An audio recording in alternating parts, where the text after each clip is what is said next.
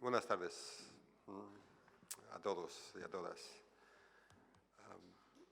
Bueno, antes de iniciar esta conversación, que seguro será fructífera y entretenida también, quería agradecer, ¿no?, a la Fundeu, a la Fundación San Millán, a Joaquín, a Almudena, la invitación, la participación a un debate de estas características, siempre interesante. Y también explicaros un poco el procedimiento de las mesas, ¿no? Después de la ponencia de esta tarde pasaremos, se cederá el turno para que vayáis interviniendo. Si las intervenciones no son excesivamente largas, mejor, para que permita que todo el mundo que quiera pueda hablar y que se pueda intercambiar ideas, ¿no? Y bueno, es simplemente eso, que espero que la tarde nos ilustre sobre un montón de asuntos, ¿no?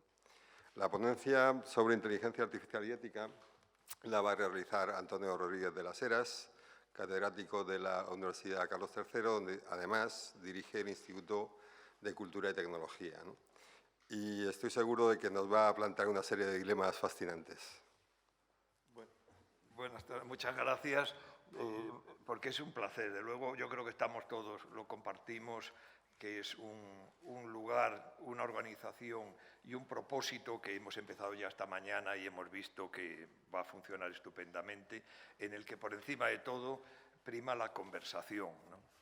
Por tanto, es un formato extremadamente prometedor y que espero pues, que yo colabore ligeramente a esa posibilidad, que en este caso, a este propósito, que en este caso sencillamente es hablar unos minutos para estimular un poquito, pero en ningún momento ni reconducir, ni mucho menos sugerir, ni siquiera los temas que pueden surgir de esta reunión, sino sencillamente animar un poco, igual que hay calentamiento en atletismo, pues ahora me corresponde a mí hacer de liebre y lanzar a todos vosotros para ese plan, ¿no? Entonces, lo que voy a hacer, lo he pensado, digo, voy a hacer algo que sencillamente son como 3 coordenadas en las que podría marcar el espacio donde tendría sentido hablar del tema que ha propuesto la organización y que me parece que es muy oportuno. Ya hemos tenido esta mañana un magnífico telón de fondo de lo que puede ser no solo esta tarde, sino las 2 sucesivas, así que sencillamente mi pretensión es esa. Y para ello, como digo, es que son 3 dimensiones. Voy a empezar por la primera y luego ya seguiremos a completar las otras 3. Son observaciones nada más, nada más que eso. Y una de ellas sería, nosotros, en nuestro lenguaje coloquial y no coloquial, hablamos pues de deshumanizar y por tanto de humanizar. Hablamos de que algo es inhumano, incluso llegamos a decir esto es una animalada, ¿no? Eso está refiriendo a que tenemos un concepto ya de identidad y de pertenencia a eso que podríamos marcar como humanidad. Por tanto, ese sentido de pertenencia, cuando de alguna manera falta, pues utilizamos estas exclusiones como deshumanizar. Bueno, pues, ¿cómo hemos llegado a ese concepto compartido de humanidad, de pertenencia a una humanidad? Pues es yo creo, y es lo que voy a dar a unas brevísimas pinceladas para desembocar en el tema de esta reunión de la tarde, que es a mí me parece una aventura del ser humano bellísima. Cómo hemos construido, por un lado, el concepto de humanidad, pero también cómo lo hemos encontrado y cómo lo hemos descubierto. Hay que pensar que nuestros comienzos como especie ha sido la de un grupo reducido que hacía de segundo seno materno, ya que nacíamos muy disminuidos por necesidades de nuestra gran cabeza, y que ese grupo nos albergaba, y ahí estábamos. Y necesitábamos, para mantenernos, lo que nos dotó también la evolución, que es la territorialidad, que te da la supervivencia de los medios que necesitas para mantener ese grupo. Pero poco a poco nos hemos tenido que ir encontrando con el otro. En esa frontera de tu territorio te encontrabas con el otro. Y eso ya es algo muy interesante, porque desde ese primer momento en que encuentras al otro, hasta llegar a ese punto azul pálido que el Voyager nos presenta en su bellísimo sonda del sistema solar, no hemos hecho otra cosa que vernos que todos, el otro, todos, estamos en un territorio más allá del nuestro personal, hasta llegar a esa visión tan impresionante de nuestro planeta desde el exterior. Así que, por un lado, el concepto de humanidad es el resultado de un encuentro y de la sensación de que pertenecemos a un territorio común. Pero luego hay otro empuje de la evolución, que es el de los genes. El primer concepto dentro de un grupo era el familiar. Tenías ancestros comunes. Y toda esa exploración de sentir que el otro era como tú, porque tenía los mismos ancestros, es también una aventura por el tiempo y ya no por el espacio preciosa, porque iniciamos esa sensación de pertenencia con el otro, por eso de que tenemos los anteriores padres y abuelos igual que tú, pero luego ya esa maravilla del cerebro empieza a generar algo tan maravilloso como lo virtual, y empezamos a sentir que nuestros ancestros ya son héroes, son divinidades, y empezamos a compartirlas y a sentir coherencia por esa pertenencia a esos héroes, a esos dioses que nos han proporcionado no solo la vida, sino incluso los medios que tenemos. Pero claro, desde ese momento hasta ahora también es un viaje por el tiempo precioso, porque llegamos al final actualmente que decimos, no, es que además no solo mis ancestros, sino ese genoma me está diciendo que todos partimos del mismo tronco, que es la sensación ahora que refuerza el concepto de humanidad por nuestra pertenencia a un desarrollo de nuestro genoma que compartimos todos. Así que es también un resultado muy interesante de cómo la humanidad, además de ser un encuentro, además de todo ese descubrimiento del otro, que a pesar de ser diferente, te pertenece a lo mismo, porque es muy importante. La humanidad no es encontrar solamente a que todos pertenecemos a un espacio, que todos pertenecemos a un origen, sino sobre todo el de soportar la diferencia, encontrar que el otro es diferente pero pertenece al mismo territorio, al mismo origen. Y eso es un proceso lento, azaroso y apasionante, del que no me quiero más que apuntar este pequeñísimo punto. Claro, y entonces, si es todo eso, ¿qué sucedería en estos momentos si nos ponemos en la prueba de que nos encontramos con, ¿por qué no?, con unos extraterrestres? Si nos lo encontramos, estaríamos volviendo a repetir toda la historia que llevamos en nuestra evolución, que era encontrarnos con el otro, igual que antes se resultaba tan extraño, ahí en la frontera de tu territorio encontrarte con el otro, y luego en toda nuestra exploración geográfica encontrarnos con otros con distintas pieles, distintos colores. Entonces, ¿qué haríamos? Tendríamos que volver a lo mismo, la sensación de que a lo mejor él, ponerlo como queráis, que es el extraterrestre, y nosotros tenemos la misma pertenencia, y a lo mejor decíamos, venimos de la misma supernova tras la explosión de una estrella, y los mismos elementos son los que componen a él y nosotros, y lo integraríamos.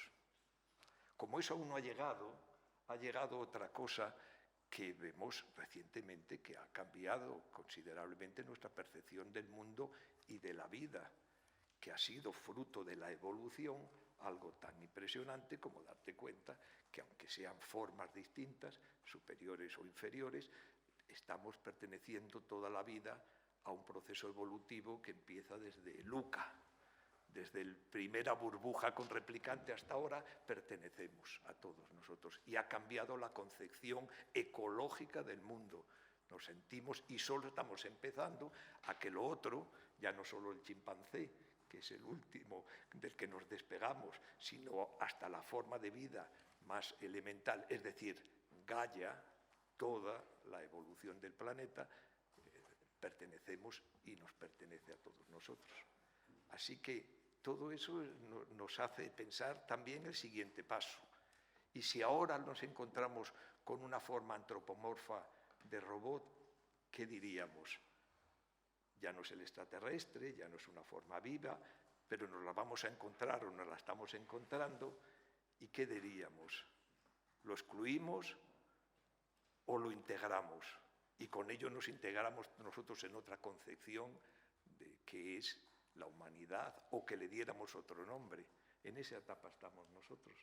Ahora, es decir, nos vamos a ir encontrando progresivamente con formas de vida que mal llamamos quizá máquinas, habría que llamarle criaturas, ¿no?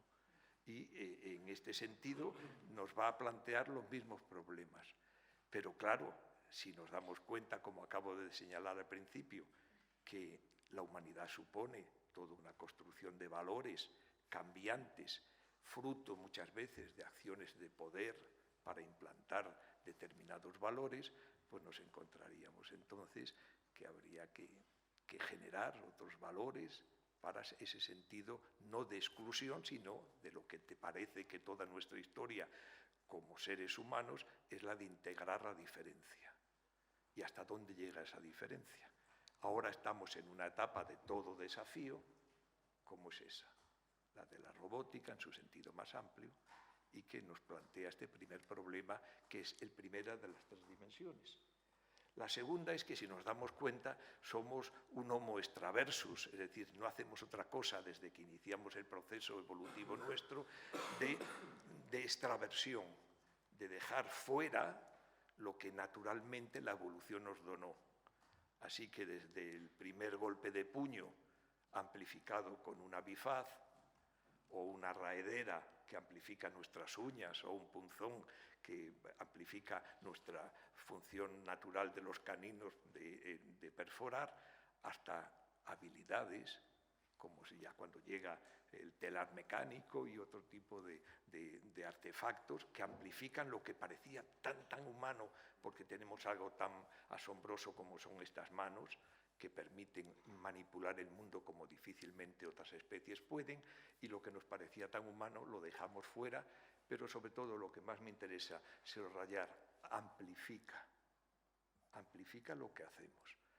La memoria, que decir, desde la escritura, la imprenta, hasta la red, funciones que nos parecían tan propias, exclusivas de los humanos, lo que hacemos los humanos es dejarlo permanentemente fuera.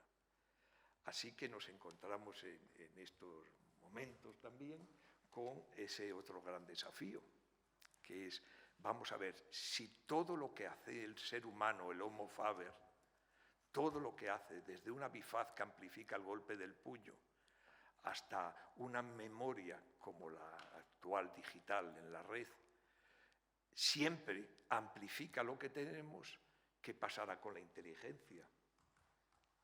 Es decir, no habrá esa singularidad que se anunciaba, es decir, no produciremos algo que nos supera, porque si no, no sería artefacto. Todo lo que hacemos nos lo amplifica, por tanto, es otro motivo de reflexión. Somos homo extraversus y, en consecuencia, nos encontramos con ese desafío. Pasa que siempre, cuando llegamos a este punto, aparece el síndrome de la estación terminal, que es que siempre cuando estamos en un punto decimos, sí, el viaje ha sido largo, ha sido azaroso, hemos recorrido muchísimos puntos, pero ya hemos llegado a la estación terminal. No queremos aceptar, a pesar de mirar por la ventanilla y ver que es un apeadero, consideramos que es la estación terminal.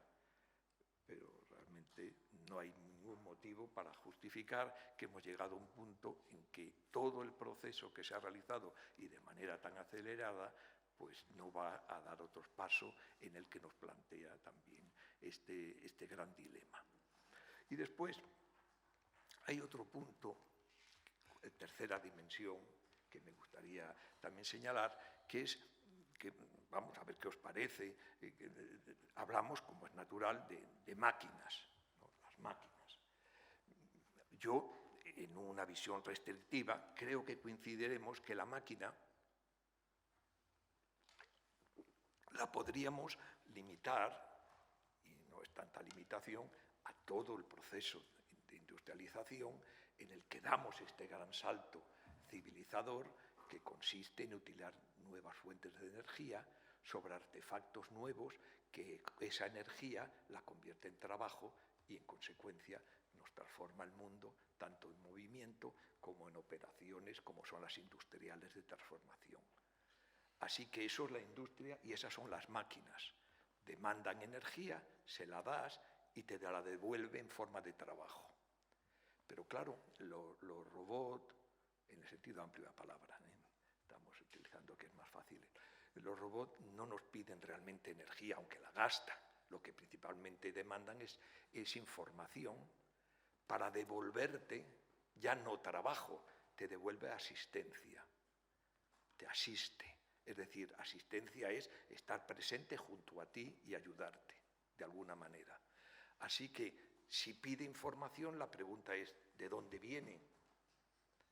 Y sabemos que para que te asista algo, tiene que conocerte muy bien. Tiene que conocer y verter mucha información tuya en el que te va a asistir para que te pueda realizar esa operación. Así que ese proceso de asistencia demanda esa información que ahora nos inquieta. Pero es así, cuando alguien nos ayuda, es alguien próximo a nosotros. Si no nos conoce, lo primero es ¿y qué quiere usted? Pero cuando más te conoce, esa asistencia incluso se adelanta a tus necesidades. Así que eso se plantea también como todo un desafío. Es decir, que tenemos que dar esa información. Y después también hay algo que dentro de esta línea me gustaría rápidamente, y con eso ya termino, para cumplir en lo posible el tiempo que me habéis sugerido, que es también la tentación, claro, todos los humanos, si no, no tendríamos tampoco toda la industria de Walt Disney, es decir, todo lo intentamos personificarlo, darle cuerpo, y si no, no tendríamos ninguna de las religiones del mundo, que lo que hacen todas sus religiones, todas las culturas, de alguna manera, es que aquello que es virtual, aquello que no ves, le tienes que dar cuerpo, encarnarlo, es decir, avatar. Todas las culturas tienen avatares, es decir, aquello que es inaccesible, a los ojos se manifiesta de alguna manera, da igual que sea un árbol, una roca o otro ser humano, pero eso lo necesitamos. Esa idea del avatar, de la presencia, ¿no? Y claro, ahí ya nos hable también otro tema importante, y es que, claro, esa tentación nos hace pensar que todo este fenómeno que hay detrás de la robotización le damos una visión antropomorfa consoladora, porque decimos, mira, algo parecido a nosotros. No, lo más inquietante es que no se parece a nosotros. Eso solamente los avatares que de pronto aparecen, ¿no? Para cosas muy útiles, porque nos da empatía, sí, pero lo escalofriante, diríamos, es que se parece más a nuestras divinidades que a nosotros. Son omnipresentes, son omniscientes y omnipotentes. Omnipresente por la ubicuidad que caracteriza el mundo digital. Omnisciente porque tiene una información que nosotros tenemos y que es prácticamente total. Y omnipotente porque no podemos ya prescindir de ellos para querer realizar alguna cosa. Y eso es el gran... Después ya le damos forma, en algunos casos, pero lo que va a conformar por completo es esa sensación de presencia, de omnipotencia que tiene el mundo que estamos creando y que nos lleva, pues curiosamente, a todo lo que ha conducido al hombre a lo largo de su historia, la sensación de que donde esté algo le ve, algo le sigue, algo que además lo necesita constantemente y algo que desde luego va a resolver las necesidades que tenga.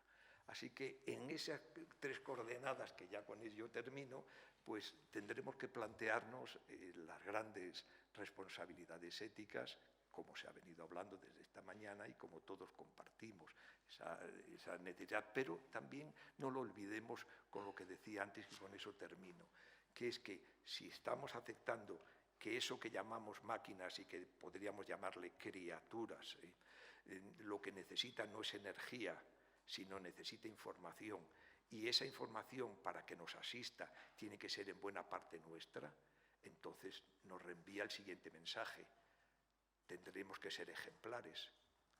Tendremos que ser ejemplares, ya que le estamos dando una información con la que luego ellos se comportarán. Así que cerramos el gran desafío de la ética que tenemos por delante. Yo creo que ya me he pasado además mucho tiempo y tu prudencia me ha hecho que no me has cortado. Bueno, para eso estamos, para conversar. La idea es que tengamos una conversación entre nosotros, no necesariamente ha de interpelarse al ponente, sino que cada cual puede introducir el tema y contestar a los demás. Y tal. Tanto en la ponencia de esta mañana como en esta ya han salido un montón de temas, ese encuentro con el otro, ¿no? Que es otro, pero que al mismo tiempo es nosotros, ¿no? Que hemos programado, hemos construido, pero que toma decisiones autónomas. Cómo toma las decisiones las máquinas, que apareció esta mañana.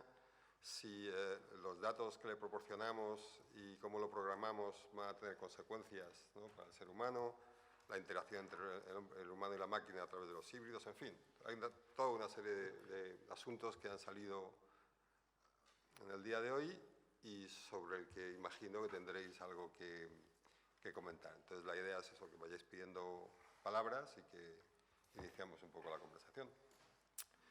Mientras os vais animando, ¿no? Sí quisiera hacer una reflexión de fondo en el sentido de analizar también cuáles van a ser la potencia real de esta inteligencia artificial, ¿no? Si todo lo que damos por supuesto que vamos a construir con ello es real, es decir, si va a tener una concreción, ¿no? Objetiva en el futuro, o a lo mejor estamos poniendo demasiadas esperanzas, ¿no? Ya que nos amplifica, ¿no? Nos puede amplificar para bien o para mal, o a lo mejor no nos amplifica, ¿no? Y simplemente simplifica, ¿no? O sea que también hay muchos elementos ahí. Hay elementos objetivos también respecto de... Ha salido la propiedad de los datos, ¿no? Pero también la propiedad de las máquinas, quién las utiliza y para qué, cómo se están empleando, que también, bueno, pues deben ser objeto de debate, porque al final eso determina, ¿no? el sentido que le demos, y es obvio que a lo mejor en un momento, por ejemplo, bélico, pues van a tener, ¿no? Y lo estamos viendo también, ¿no? Como hay drones, ¿no? Programados para... En fin, entonces, toda esa serie de capacidades que el ser humano va a tener, ¿no? Si van a potenciarse o no, qué uso vamos a hacer de ellas, ¿no? Y qué tipo de sociedad vamos a construir, creo que son elementos importantes porque van a marcar también un poco el futuro de la industria, el futuro de las sociedades, ¿no? Y lo mismo, quizá, o no, el futuro del ser humano, ¿no? ¿Se anima alguien? Venga, yo misma. Venga, María. Charlaba a mediodía con el profesor precisamente sobre estas cuestiones y yo le decía, se me queda muy grande lo que probablemente nos contemos estos 2 días, pero hay algo que es una duda que tengo cada vez que leo acerca de lo que llamaba el profesor Latorre la explosión de la inteligencia, y es la siguiente. De acuerdo, tenemos esta gran potencia, pero tenemos grandes problemas reales para los que no sabemos, o al menos yo ignoro por completo, qué función puede tener una herramienta como la tecnología, que básicamente, resumiendo mucho y trazándolo con brocha gorda, son el cambio climático y el desvanecimiento, o algo parecido al desvanecimiento o a la contestación de lo único que nos ha unido a los seres humanos en el último o en el periodo más largo de la historia, que ha sido el paradigma democrático de los derechos humanos, ¿no? Esto parece que, no sé si es mi impresión, pero parece que está cayendo, que determinados líderes y otros entes, bueno, parece que no comulgan ya con todos los aspectos de este paradigma que nos ha traído prosperidad, que nos ha traído paz, o al menos más prosperidad y más paz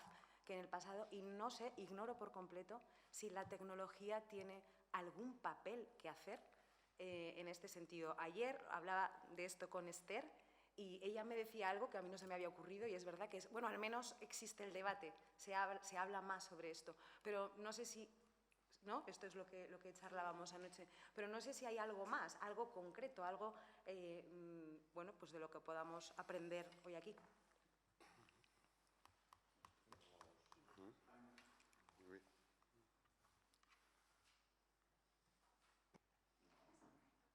Ahora. Bueno, sobre todo, primero, gracias por invitarme a participar en estos seminarios.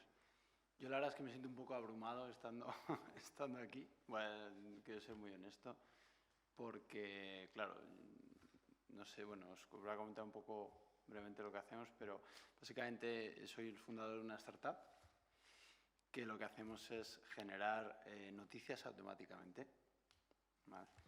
Y respondiendo a una de las cuestiones que planteabais, usamos inteligencia artificial y para que entendáis un poco el impacto o, digamos, la dimensión actual, la semana pasada generamos casi 300.000 noticias y son generadas y enviadas a medios. O sea, es una realidad ya. Quería hablar brevemente de mi experiencia, que yo creo que es lo que más... el valor, lo que más puedo aportar aquí. Y bueno, nosotros empezamos con mucha ilusión, como os podéis imaginar. Pues somos una empresa tecnológica. En ningún momento nos planteamos ninguna cuestión ética más allá de las, bueno, con las que venimos, ¿no? Pero tampoco llegamos a pensar en el impacto de lo que hacemos hasta que nos hemos puesto a hacerlo, ¿vale? Y sobre todo hasta que hemos llegado digamos, al mundo real y nos hemos puesto a compartir pues, o poner en funcionamiento nuestra tecnología en una industria, ¿no? Como es la de los medios y y que impacta una profesión como es el periodismo, que es tan clave para nuestras sociedades. Yo querría, también un poco uniendo a lo que hemos hablado esta mañana, no sé, yo soy una persona muy positiva. Yo creo que la inteligencia artificial, lo primero que se me viene a la cabeza es que está haciendo nuestras vidas mucho mejor, desde hace ya muchos años. Esa es mi primera reflexión. O mi primera aportación, porque, bueno, estamos hablando mucho de las consecuencias o posibles consecuencias negativas de la inteligencia artificial, o mejor dicho, de sus aplicaciones, pero yo creo que la realidad es que la inteligencia artificial está haciendo nuestra vida mucho mejor, en todos los sentidos. Yo ayer vine desde Madrid conduciendo, en mitad de la noche, no sabía ni por dónde estaba, quizás también sea interesante. No sabía, como era de noche, no tenía ni idea de dónde estaba, pero yo seguía el GPS y sabía que me iba a llevar aquí, y me llevó. Luego es interesante porque las cuestiones éticas surgen cuando vemos que nos afectan, ¿no? Yo creo que a lo mejor Google Maps, no sé si alguno de aquí nos planteamos que nos puede afectar negativamente, yo creo que no. Pero si pensamos esto es una reflexión, para obtener la licencia de taxi en Londres tienes que estudiar años, tienes que saber cómo llegar de aquí a aquí, de un punto A a punto B, sin mirar un mapa ni nada, ¿no? Entonces, los taxistas tienen que estudiar varios años, bastante duro, y bueno, obtienen su licencia. Y ahora imaginaros que llega Ahmed de Pakistán y aterriza en Londres y le dice Uber, ¿sabes qué? Te vas a poner a trabajar de taxista con Uber en Londres. Y dice, pero no conozco nada de Londres. Dice, no te preocupes porque aquí lo tienes todo, ¿no? Entonces coge Google Maps y de repente lo empieza a usar. Entonces las consideraciones éticas del uso del Google Maps, de la tecnología que hay por detrás, empiezan a surgir porque afectan, en este caso, a los taxistas, ¿no? Entonces, bueno, esto quería comentarlo también porque hasta que no hemos empezado a ver el impacto de lo que hacemos, tampoco nos hemos planteado si lo que hacemos o cómo lo hacemos tiene consideraciones éticas, ya sean positivas o negativas, ¿vale? Luego, algo que yo creo que es importante, de nuevo, en mi punto de vista y mi experiencia, con respecto a los datos, se ha hablado mucho y del impacto que tiene en los resultados, en las aplicaciones de inteligencia artificial. Es que yo creo, en mi opinión, que la inteligencia artificial no es más que un espejo de nuestra sociedad. Es decir, hemos hablado de los entrenamientos de modelos o de redes neuronales u otros modelos con datos que son un poco, están sesgados o son un poco, digamos, tienen un bias para un lado, en un aspecto o en otro. Pero es que así es nuestra sociedad. Entonces, quizá la inteligencia artificial nos está sirviendo un poco de espejo para darnos cuenta que cuando, creo que era Amazon, desarrolló un algoritmo para hacer perfiles para contratación, pues le salía que la mayoría de los perfiles más recomendados eran hombres, blancos, de cierta edad, de cierta clase social, ¿no? Pues al final la inteligencia artificial nos está ayudando a reflejar nuestra propia sociedad, ¿no? Y eso me lleva a pensar que si queremos una inteligencia artificial más ética, que habría que definir también qué ética, porque cada parte del mundo tiene distintos approaches, digamos. Para hacerla mejor, habría que, en el fondo, la sociedad tendría que ser mejor. Digamos, si yo estoy alimentando una red neuronal para generar textos en base a comentarios de Facebook, ¿qué va a hacer mi red? Pues va a escribir tal y como escribe. Ya, David, pero ¿no te parece que a veces tenemos una concepción demasiado optimista de lo que se puede lograr con la inteligencia artificial? Quiero decir, Google Maps puede dar un uso positivo, también uno negativo al trasladar tu posición a empresas que pueden utilizar esos datos, ¿no? Por poner un ejemplo reciente, se argumenta que el peso de Cambridge Analytica en el Brexit fue importante, ¿no?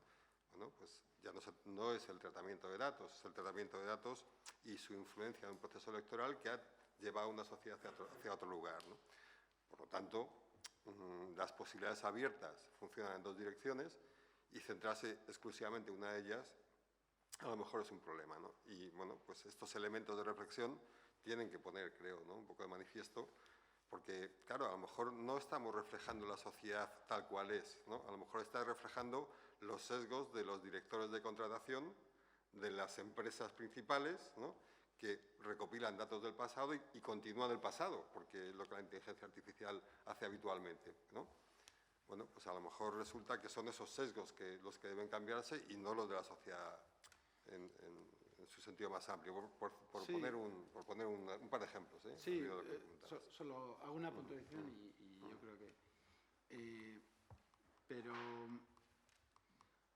O sea, primero, yo no creo que la inteligencia artificial traiga nuevos retos, sino que trae los mismos del pasado, pero transformados en, digamos, con otra forma, ¿no? Es verdad que se pueden usar, bueno, puedes generar automáticamente noticias falsas, si eso es lo que quieres, ¿no?, y aceptar elecciones. Pero antes de la era, digamos, de Internet y de inteligencia artificial, sobre todo, o digamos de la nueva ola de la inteligencia artificial, la manipulación de masas existía por otras vías y, de hecho, fue bastante efectiva, ¿no? Entonces, yo no creo que traiga algo nuevo, sino que le pone otra cara, pero que la verdad, quizás, lo que sí que puedo estar de acuerdo es que lo amplifica. Eso sí es verdad. Lo amplifica para el bien o para el mal. Entonces, quizá no hay que ser excesivamente positivo, pero tampoco es excesivamente negativo. Y bueno, lo último que quería decir, que con relación a los datos, es algo que se ha planteado antes, es curioso porque bueno, cuando abres una web ahora, pues en Europa, pues tienes un botón súper grande que dice, oye, ¿estás de acuerdo en dar tus datos personales para uso de terceros y demás? Yo he preguntado en muchos, digamos, business, en muchos negocios online sobre el impacto y ha sido mínimo. O sea, todo el mundo está masivamente y animosamente aceptando dar sus datos personales, por lo que se ha comentado antes. Porque el beneficio que obtienes es mayor, o por lo menos la percepción es mayor, o la percepción de ese beneficio es mucho mayor que el posible riesgo que no estoy valorando si sea positivo o negativo, simplemente que es lo que yo veo. Sí. No quería, como tú has también hecho el comentario sobre lo suyo, quería hacer un comentario sobre una de las cosas más espectaculares que está pasando por la Tierra, que es la guerra de la ciberseguridad, ¿no? Que es una guerra que nadie no ha salido hoy, pero que es tremenda, ¿no? Y bueno, no sé si seguís estas guerras, pero fue en enero o febrero de este año, 2019, ¿no? Cuando hubo el ataque más importante que ha habido en la historia a las empresas de telecomunicaciones norteamericanas. Y una de las grandes sorpresas, prevenida y defendida desde Israel en Estados Unidos. Y tal vez os sorprenderá saber en qué consistió el ataque. Primero eran virus durmientes durante más de un año, inactivos, esperando el momento de ser activados remotamente. ¿Qué hicieron esos virus? No robaron tarjetas de crédito, no pidieron dinero a la empresa de telecomunicaciones, nunca se hicieron públicos. ¿Qué es lo que hizo esa empresa? ¿Qué hizo esos ataques? Pues lo que robaron fue un flujo de datos importante, que eran todos los geoposicionamientos de una veintena de personas en Norteamérica. ¿Por qué quieres saber dónde está una persona en Norteamérica constantemente? Bueno, pues ya podéis imaginar que lo que está detrás es espionaje puro, es saber la vida privada de ciertos posibles candidatos a presidencia en Estados Unidos. Nunca se les pidió dinero ni nada, era únicamente tener esa información para cuando fuera necesaria atacar a las personas, no al país. Y de ahí viene lo que te decía, que yo creo que no hay que ser naif, porque cuando tú has dicho, yo no creo que haya nada malo en el geoposicionamiento, bueno, para empezar, esas personas no sabían que todas sus posiciones de todos los minutos del día estaban guardadas en unos servidores que han sido atacados. Por lo tanto, ahí hay un mal uso, o por lo menos no recibes tú la información de lo que está pasando con tus datos, que se están guardando y de una forma muy especial. Y esto no es ninguna trivialidad, porque ya hemos visto la manipulación que ha habido de los datos, ¿no? Pero yo he hablado mucho hoy, pero quería hacer nota este pequeño dato de que en ciberseguridad es esencial. Bien. Bueno, pues casualmente voy a volver sobre la naivete, sobre la ingenuidad, ¿no?, de la que acabas de hablar, y llevándomelo un poco a mi terreno, porque yo permanentemente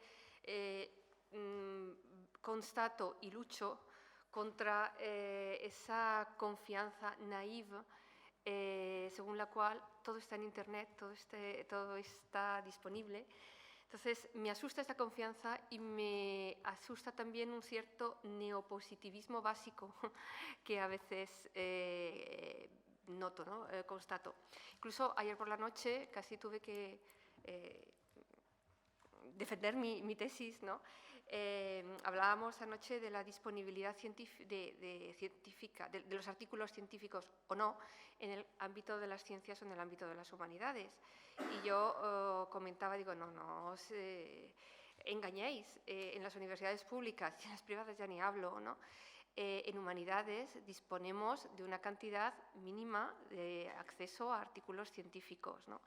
Y lo puedo probar así, con números. Quiero decir, GSTOR, por ejemplo, tiene 7 paquetes de revistas científicas. Nosotros solo tenemos acceso a 2 de esos 7 paquetes. Eso quiere decir que cuando tú entras en MLA y los chicos empiezan a querer descargarse artículos en literatura, historia, literatura y lingüísticas esencialmente, se van a poder descargar a lo mejor 2 de cada 7, ¿no? Y entonces esto es perfectamente cuantificable. Entonces, claro, ¿qué es lo que está digitalizado en el ámbito de las humanidades, lenguas, literaturas en general, y qué no? ¿Con qué corpus podemos trabajar y con qué corpus no? Es que es fundamental, porque nos está cambiando la concepción de la cultura, y os puedo dar una ristra de ejemplos. Los cambios políticos en la Europa del Este últimamente han dado prioridad a la digitalización de obras de santos ortodoxos, que han pasado al canon de la literatura en países como Serbia, Bulgaria y demás, ¿no? La literatura escrita por mujeres o la literatura escrita por hugonotes en Francia, pues no ha merecido la misma fuerza de digitalización en Gallica, en la Bibliothèque Nationale de France, que otros autores, ¿no? En la British Newspapers Archive, que es donde están digitalizados los periódicos históricos británicos, pues solo han digitalizado el 5% del fondo de periódicos que tienen en la British Library. ¿Esto qué significa? Pues que cuando nos ponemos a investigar con herramientas digitales sobre objetos culturales digitalizados, lo estamos haciendo sobre una porción, sobre un nuevo canon literario, un nuevo canon cultural que está produciendo otra cultura, otra lectura de la cultura, ¿no? Entonces, bueno, ¿a partir de qué? ¿No? Así que por eso a mí me preocupa tanto el que los jóvenes piensen que todo está en Internet, que solo trabajen con Internet y que su definición de lo cultural sea lo que está en acceso público en Internet. Y que incluso, repito, la nueva investigación se haga tan solo sobre eso.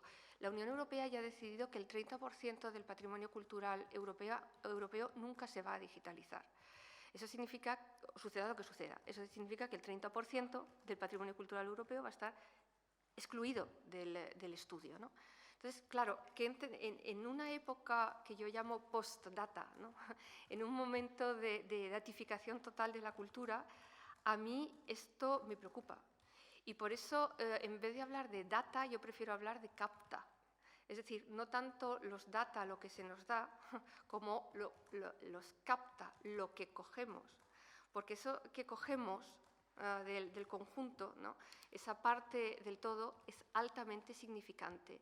Así que yo quiero investigadores, yo quiero usuarios de lo digital con ese conocimiento crítico de los data y sobre todo de los capta, ¿no?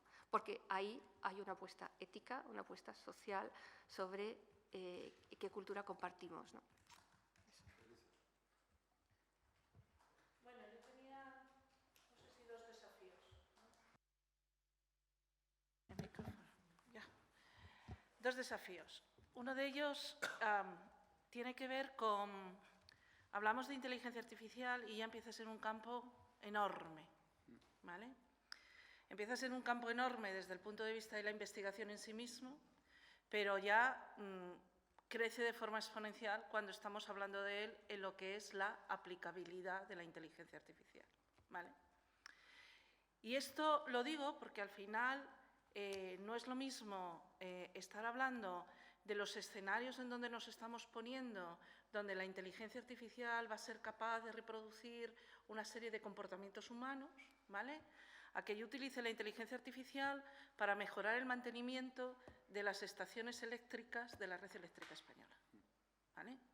Y por lo tanto hay un abanico enorme en el cual el discurso que estamos teniendo todos está en una dirección que evidentemente nos preocupa, pero que en el camino, y la pregunta es, a lo mejor nos estamos perdiendo el camino, ¿vale?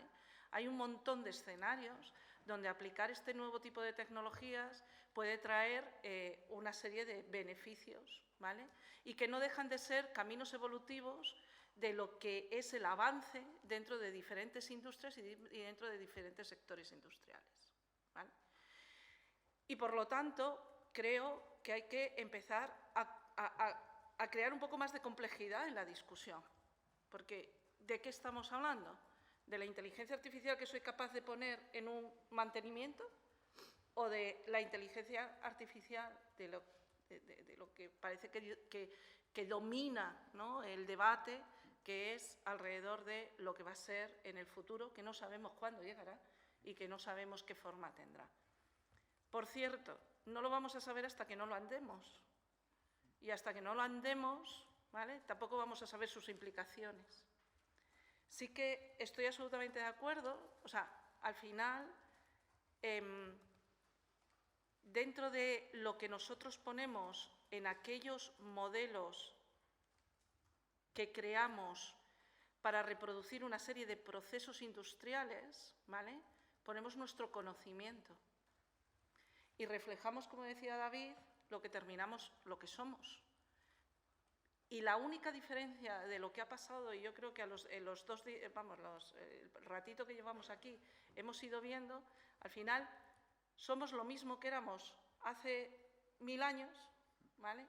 Pero lo que se diferencia muchísimo es la dimensión y la escala.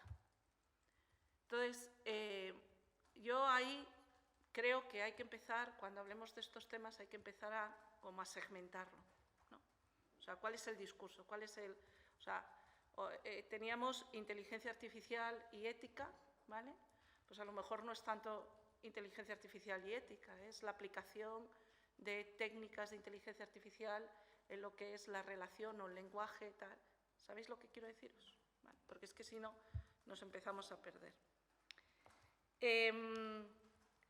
Con respecto a la información, yo creo que tenemos para mí hay un desafío enorme con respecto a la información, y es cómo conseguimos volver a tener control de nuestra información como individuos, ¿vale?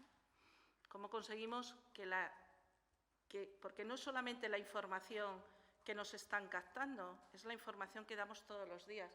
Tú decías que aceptamos lo que nos ponen de las cookies, etcétera, etcétera, pero es que la otra opción es muy pesada, decir que no, ¿vale? Entonces, técnicamente, la pregunta es por qué avanzar en la parte más técnica o la tecnología que me vaya a permitir devolverme a mí como individuo el control sobre la información, ¿vale? Y desde ese punto poder decir quién tiene que tener mi información y con quién comparto yo la información, ¿vale? Pero esto, de nuevo, y con esto termino, significa que tenemos que volver a la educación. En las dos discusiones, la educación, desde el punto de vista de entender cuando yo aplico la inteligencia artificial, cuáles son en qué contexto la estoy aplicando y en ese contexto cuáles son las consecuencias que tiene, ¿vale? ¿Cómo educo a una persona que sepa que si navega en Internet a través de Google le pueden estar capturando todas las posiciones que tiene o todos sus movimientos, ¿vale? O cómo educo a una persona para que sepa que cuando tiene un reloj que le está midiendo los datos, ¿vale? Ese reloj está construido con unos algoritmos que a lo mejor no están reflejando su situación vital. ¿Cómo los educo? ¿Vale? Y luego, por otro lado, ¿cómo educo a las personas en el control de su información? Porque esto que estamos diciendo, que ya empiezan a haber escenarios donde se puede empezar a controlar la información, ¿cómo les educo en lo que significa ese control de información? A lo mejor a partir de esto ya no controlas la información en absoluto, ¿no? María.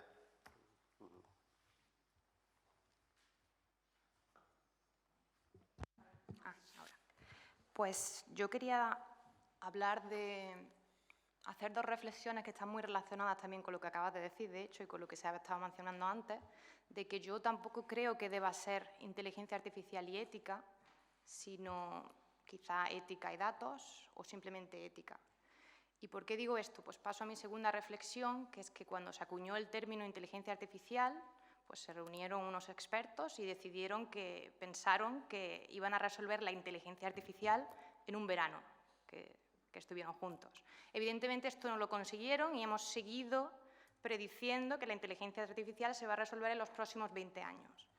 Y esto evidentemente no ha sido cierto y creo que va a seguir no siendo cierto. ¿Por qué? Porque me parece que el nombre, y yo trabajo en inteligencia artificial, me parece que el nombre es inadecuado y me parece que tenemos que hablar del nombre porque está creando expectativas que no son ciertas alrededor de las máquinas y también porque está cambiando el discurso, nos estamos centrando mucho en un discurso muy distópico de qué va a pasar cuando las máquinas tomen el control en lugar de centrarnos en otro tipo de cuestiones que necesitamos discutir y que están aquí ya, alrededor de los datos, alrededor del hecho de que estos algoritmos no son robustos, de que pueden ser atacados y otro sinfín de cuestiones. Entonces, a mí me parece que ni artificial ni inteligente.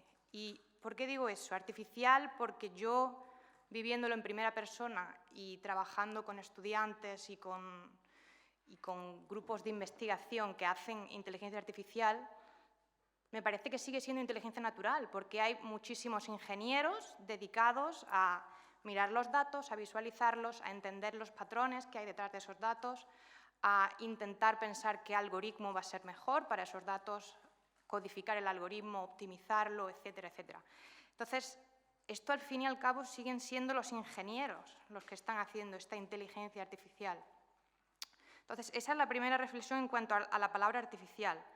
En cuanto a la palabra inteligencia, todos estos sistemas creativos de los que hemos estado hablando esta mañana, yo conozco a gente que está trabajando en esos sistemas creativos, como por ejemplo Vincent, que a partir de sketches pues, hacía algo artístico. Pues todos estos sistemas básicamente lo que están haciendo es cherry picking, que le llaman en inglés, que tienen 1000 resultados y te enseñan los 2 resultados que son más aparentes y que van a conseguir crear un hype, que le llaman en inglés, alrededor de toda esta inteligencia artificial. Entonces, no estamos enseñando ahora mismo los errores garrafales que comete la inteligencia artificial. Y luego, toda la teoría relacionada con inteligencia artificial e información en teoría de información es básicamente estadística. O sea, por ejemplo, Shannon publicó su teoría de la información en 1950 y tiene en cuenta, y todo esto ha revolucionado cómo transmitimos datos y bueno, ha permitido crear una tecnología impresionante, pero no tiene en cuenta la semántica de los datos. O sea, cuantifica los datos de alguna forma y se le llama, en algunos casos, incluso información sintáctica, pero no tiene en cuenta ningún tipo de semántica o de pragmática de esos datos. Y un ejemplo de eso es que uno de los casos que se pone cuando usamos un sistema de inteligencia artificial es el caso de clasificar perros y gatos. Y ahora mismo tenemos redes que te permiten ver dónde está mirando la inteligencia artificial para hacer esa decisión de perro o gato. Y cuando miras eso, lo que ocurre es que muchas veces esos sistemas de inteligencia artificial miran al fondo de la imagen. ¿Por qué? Porque normalmente tú tomas una foto de un gato que está dentro de una casa y tomas una foto de un perro que está fuera. Entonces, para discriminar entre perros y gatos, en lugar de usar la información de los píxeles relacionados con el perro y el gato, usan el fondo de la imagen. Entonces, no tienen ningún tipo de conocimiento de la semántica y el significado detrás de la imagen. Y supongo que vosotros, trabajando también en lenguaje natural, veréis esto en muchos casos. El hecho de que puede generar algo, pero no razona realmente sobre lo que hay detrás de esos datos o sobre las relaciones que hay dentro de eso. Y esto lo quería decir porque no me parece que sea inteligencia artificial y ética, sino si no hay inteligencia artificial quizás sea simplemente ética, o sea, simplemente hablar de ética de los datos.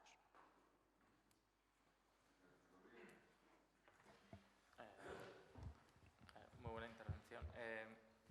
Iba a comentar una cosa, pero voy a empezar por seguir tu hilo porque me ha interesado mucho. En el campo en el que trabajo yo, en el procesamiento de textos automáticos, mañana pondré algún ejemplillo, pero una de las cosas fundamentales que necesitamos para aprender es, si queremos aprender a identificar, imaginaos, nombres de topónimos, ¿vale?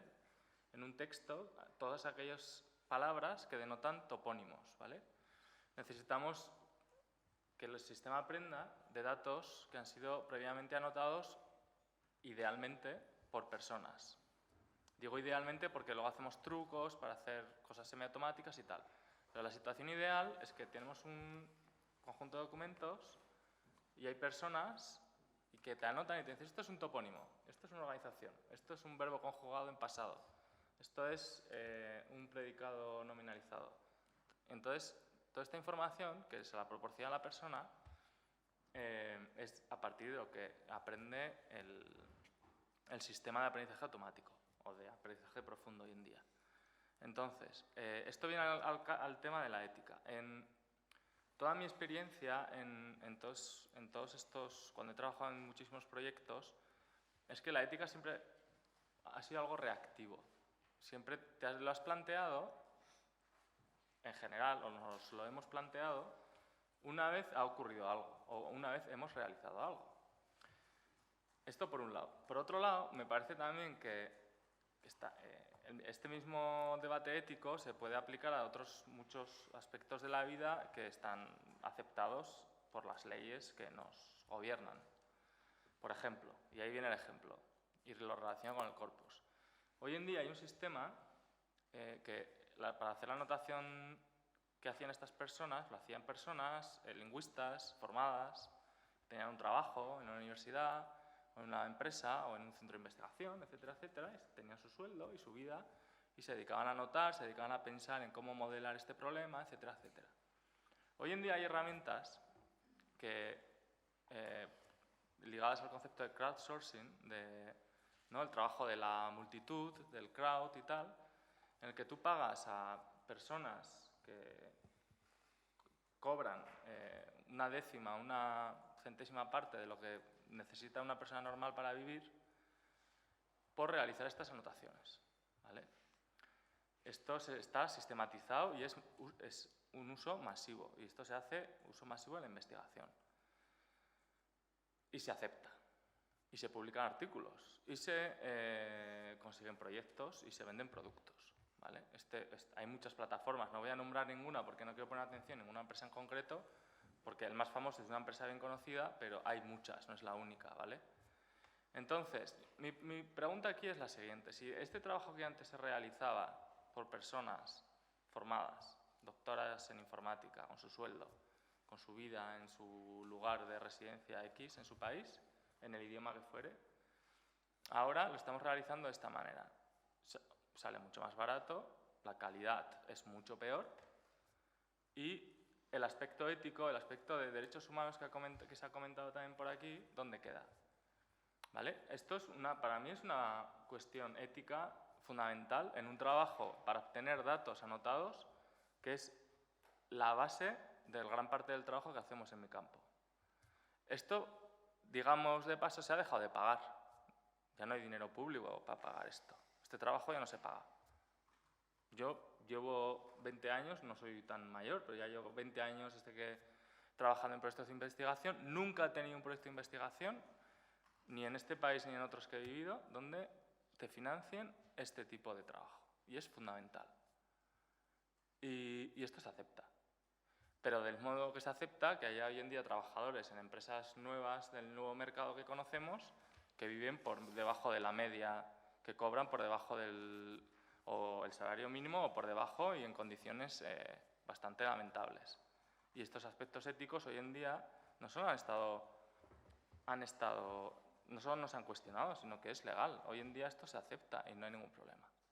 Entonces, yo creo que con esto quiero decir que estoy también de acuerdo en parte que lo que llamamos inteligencia artificial, yo hablo sobre todo de la parte del lenguaje y toda la tecnología que hay alrededor, ha mejorado mucho la vida, genera problemas éticos, pero mayormente más o menos los mismos o muy similares que al resto de actividades diarias que hemos venido realizando, con otra forma porque es otra manera de plantearlo, pero los problemas siguen siendo los mismos. Derechos humanos, integridad, ¿no? Sí, esto es un poco Y yo, algo también un comentario que quería hacerle a Amelia, que también me ha gustado mucho su intervención, es que viene también a este hilo, también de dinero público y cómo mantenemos nuestro patrimonio, tal. Los artículos científicos los escribimos personas, y la mayoría de los que escribimos artículos científicos estamos pagados por dinero público, ¿vale? La mayoría de los artículos científicos que se publican, excepto en áreas muy específicas, están gestionados por entidades privadas. Escribimos los artículos gratis y pagamos por acceder a ellos. Escribimos los artículos con dinero público y la misma administración que ha posibilitado la generación de ese conocimiento científico paga a empresas para poder acceder a ellos. Como muchas otras cuestiones, hay campos que se han revelado. En mi campo, por ejemplo, específicamente en lingüística computacional, la asociación internacional es muy fuerte y las publicaciones más importantes son públicas y se autogestionan, pero es la excepción que confirma la regla. teniendo que acceder a los propios artículos que hemos generado con el dinero de todos. Esto es un problema no solo por lo que has comentado de representatividad, de que solo puedes acceder a una parte ínfima del conocimiento generado, sino también porque no nos beneficia a todos, obviamente. Ya no es que no tengas acceso a él. Y luego, una pregunta tenía, porque aclarases, ¿qué tipo de bienes culturales no se han decidido digitalizar? Ese 30% que has comentado en la Unión Europea, Claro, no lo dicen. En principio, bueno, ellos dicen que por razones de preservación, esencialmente, ¿no? Es decir, materiales que están en tal estado que no soportarían una digitalización. Dices, ya. Vale, ese es el argumento positivo, ¿no? Pero te digo, es que detrás hay también muchos argumentos ideológicos, ¿no? Y políticos, para dar prioridad a unos o a otros. Por ejemplo, con todos mis respetos, pero las investigaciones sobre el Holocausto y lo que se está invirtiendo en interoperabilidad de bases de datos y bibliotecas digitales y archivos para todo lo que tiene que ver con el Holocausto es impresionante. Y eso en este momento está siendo una prioridad. Entonces, ahí hay de digitalización y de estudio en humanidades. Bueno, ahí hay un componente ideológico muy, muy claro, ¿no? Así que lo de que el soporte sea más o menos débil a la hora de digitalización no me lo creo. Esther. Bueno, pues quería hacer varios comentarios al hilo de varios comentarios. Con el tema de los derechos humanos, ojalá que alguien nos pueda ilustrar un poco más, porque me parece muy interesante la pregunta de María, que yo ayer tampoco le pude responder muy bien.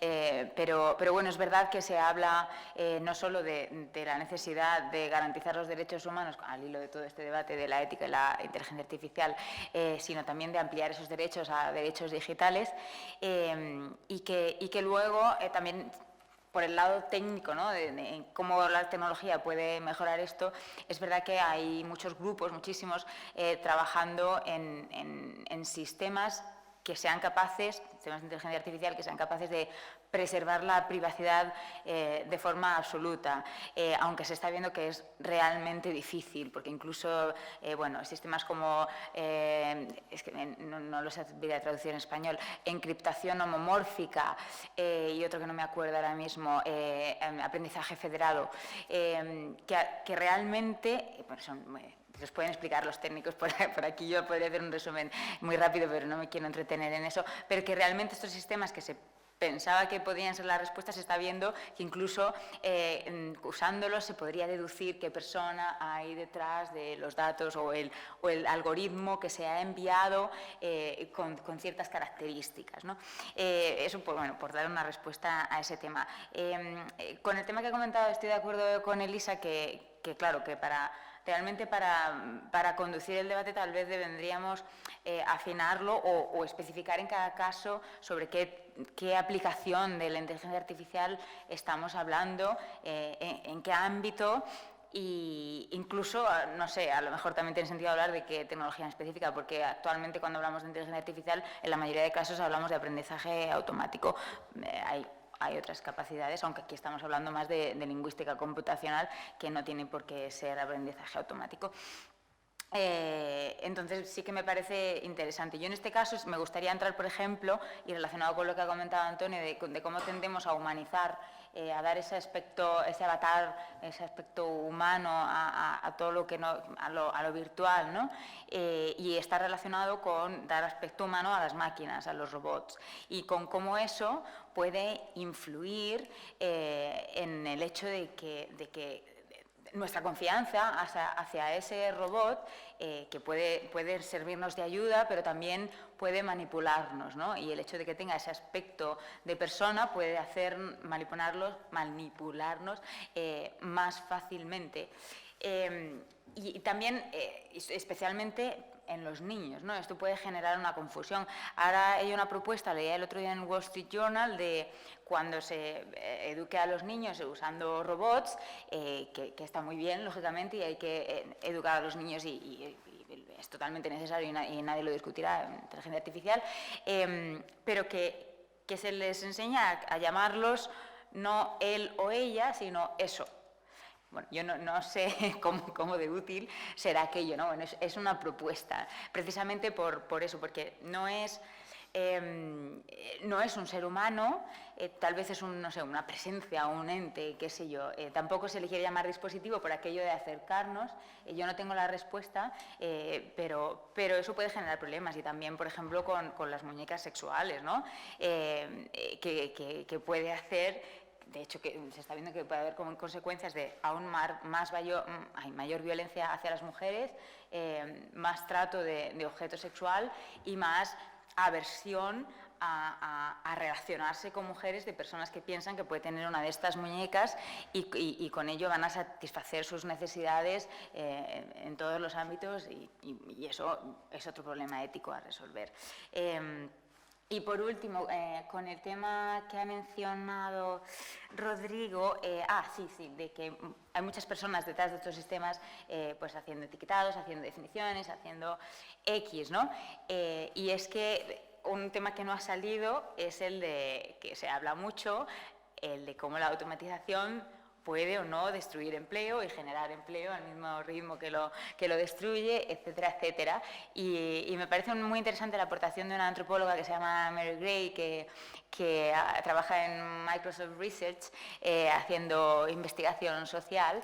Y a ella pues le fascinó todo este mundo que no conocía de cómo se usan herramientas como plataformas como Amazon Mechanical Turk para contratar a gente para que haga etiquetado de fotos y diga esto es un coche rojo y el sistema al final aprenda que eso es un coche rojo, ¿no? Y es que al final el deseo de automatizar genera más trabajo, ¿no? Es lo que llama la paradoja de la última milla de la automatización. Y simplemente por dejarlo ahí, porque no tengo una respuesta en el tema de la automatización, cada vez hay personas que se retractan. Había un estudio muy famoso de la Universidad de Oxford que se cita sobre que se van a destruir un montón de empleos y los propios autores dicen que eso se ha sacado de contexto. En fin, es algo que lo dejo ahí.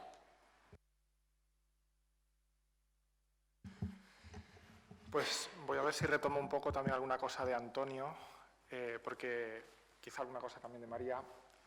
Es reconocer que me ha impactado cuando has utilizado el término el encuentro, la posibilidad de el encuentro con una máquina, y yo me preguntaba si esto es posible, si se puede dar un encuentro con una máquina. Es decir, yo pensaría que me puedo encontrar con seres que crecen, que son generados, que son producto de la evolución, pero pienso, quizás una intervención un poquito filosófica, que hay una diferencia todavía importante entre crecer o ser producido, entre natural y artificial. Claro, es una diferencia que no es una oposición, porque lo artificial se fundamenta en lo natural, ¿no? Y en cierto sentido uno podría decir, hombre, lo que construye el ser humano, ¿por qué no también podemos llamarlo natural? Pues es natural, para nosotros es natural construir y construir máquinas o robots que simulan o reproducen nuestra inteligencia, que resuelven problemas de manera mucho más efectiva. Pero ¿hay alguna diferencia? O sea, ¿tiene sentido mantener la diferencia? Entonces, claro, yo pensaba en cómo funciona la evolución y cómo funciona o cómo puede avanzar, me parece, la inteligencia artificial en sentido fuerte, y para conectarlo con la ética en un sentido fuerte también. Y es la cuestión de dejar que las máquinas evolucionen. Me parece que es un gran tema, porque al final lo que estamos pensando es, bueno, las máquinas pueden evolucionar.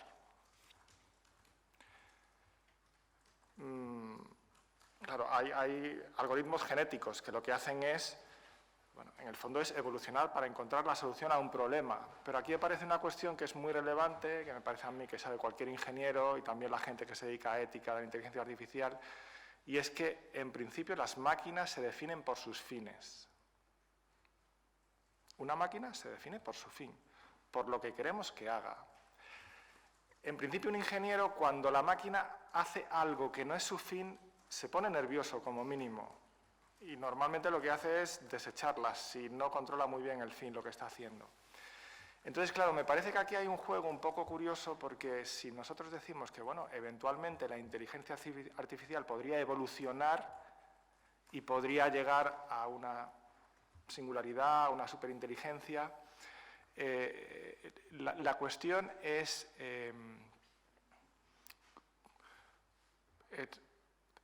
¿tenemos el deber ético de impedir eso? Porque serían máquinas o algoritmos o robots que estarían fuera de control.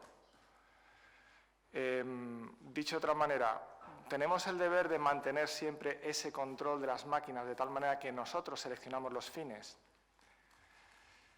Nos está dando una pista también de la diferencia que hay entre lo que es la selección natural y la selección humana. Es curioso que para hablar de selección natural utilizamos el mismo término que se utiliza cuando se habla de la selección humana al cruzar razas, ¿no?, dentro de una especie. Pero claro, hay una diferencia muy clara entre la selección humana y la selección natural. Cuando tú haces una selección humana, tú sabes el fin, tú sabes lo que quieres obtener. No sabemos cuál es el fin de la selección natural. No sabemos cuál es el fin de la selección natural. Entonces, por retomar un poco la cuestión ética de fondo, aparte de las cuestiones éticas concretas que han ido saliendo aquí, tendríamos el deber de evitar que las máquinas se escapen a nuestro control y, en ese sentido, que las máquinas evolucionen. Sería una traición de la misma inteligencia artificial el permitir que las máquinas evolucionen, porque parecería que la inteligencia artificial supone, en el fondo, coger una parte del mundo y sustraerla al flujo de la evolución para que haga unos fines determinados. En la medida en que tú la vuelves a introducir en el flujo de la evolución, estás como traicionando el mismo concepto de inteligencia artificial. A mí me parece, ¿no? Por lo menos son problemas que me planteo.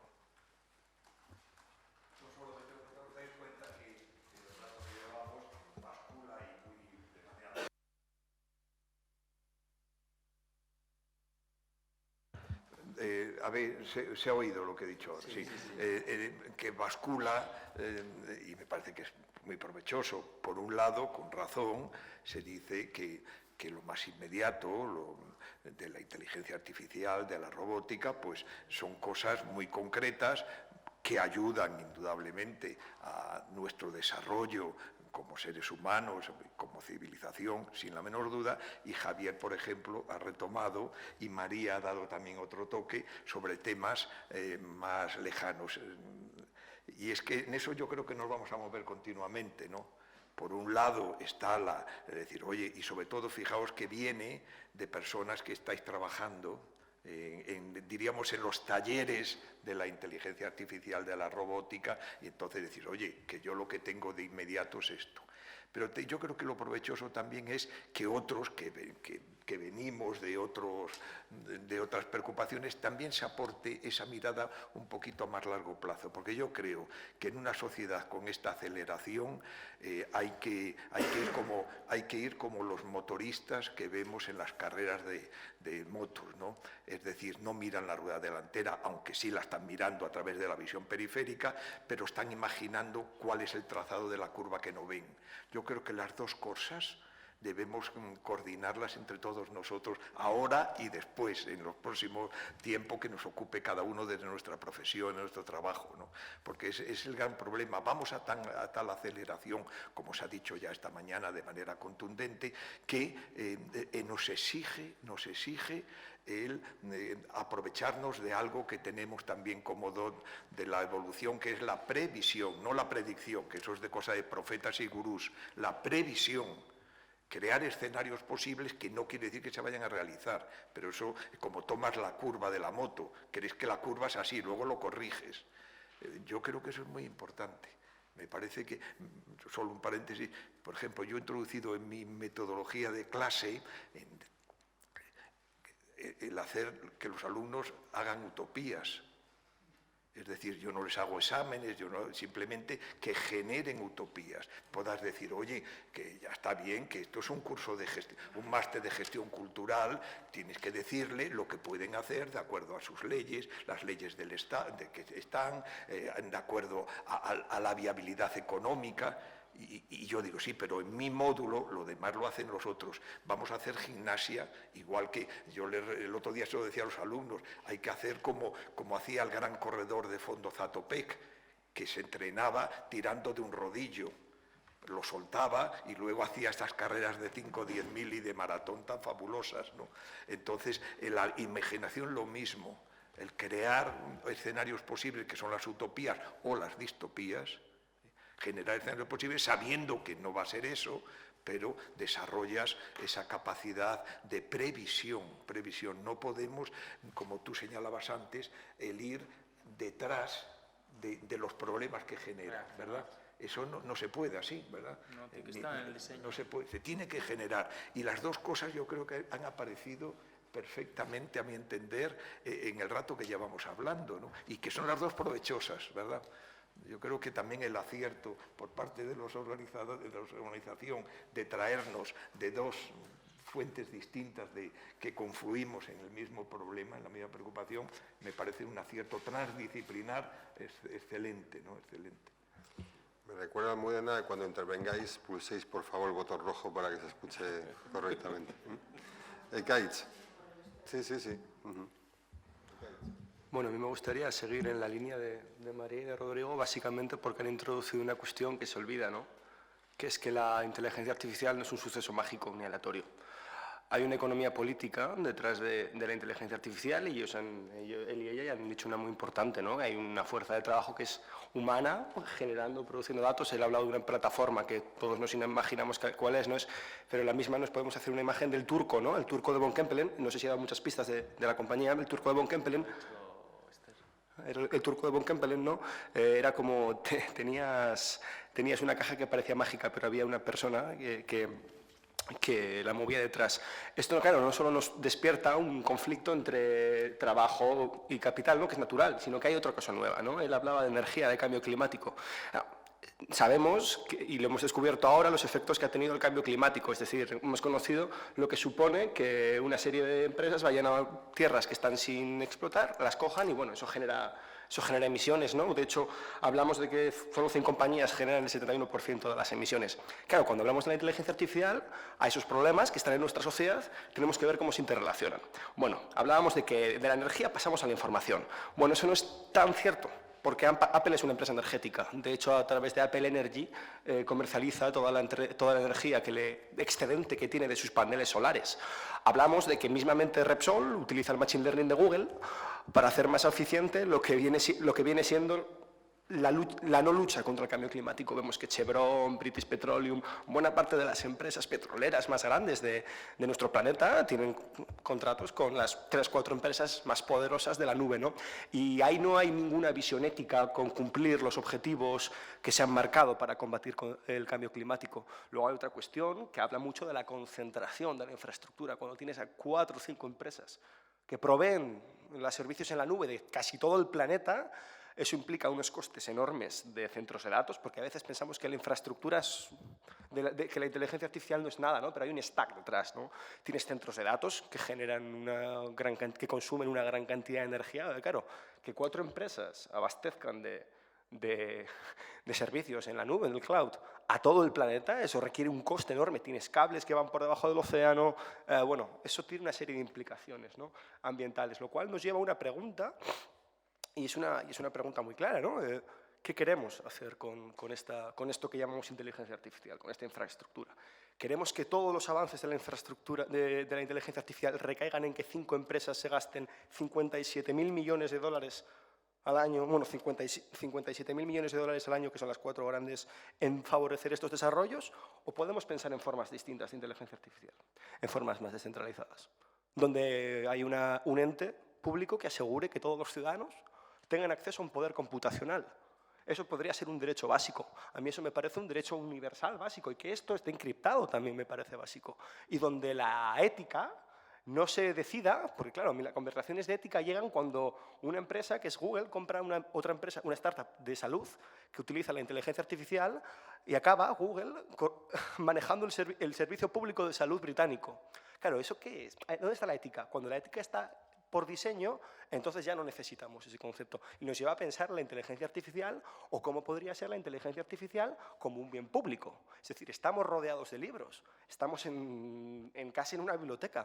¿Por qué no tiene el mismo estatus la inteligencia artificial? Es que si no vamos a acabar, porque él lo comentaba, él es académico, ella también, y yo soy periodista, y ambos indexamos a Google. Ambos hacemos más inteligente a Google para que venda anuncios. Entonces, en ese sentido somos ese. Entonces, yo creo que hay que hacerse estas preguntas que tienen más, y después podemos pensar si queremos coches autoconducidos guiados por sistemas automáticos o autobuses públicos que yo cojo mi móvil, lo conecto, digo, bueno, quiero ir a esta hora y a esta hora. Tienes un sistema inteligente que te lleva a 10-15 personas. Y son 10-15 personas que tal vez no tengan que coger un Uber. Aparte de porque ahorras gastos, porque no tienes que utilizar a 15 conductores cobrando bastante poco, sin ninguna ley y disponibles en todo momento a las necesidades del mercado. Es decir, ¿hay formas distintas, menos mercantilizadas? Yo pienso que sí. Y ahí está la utopía.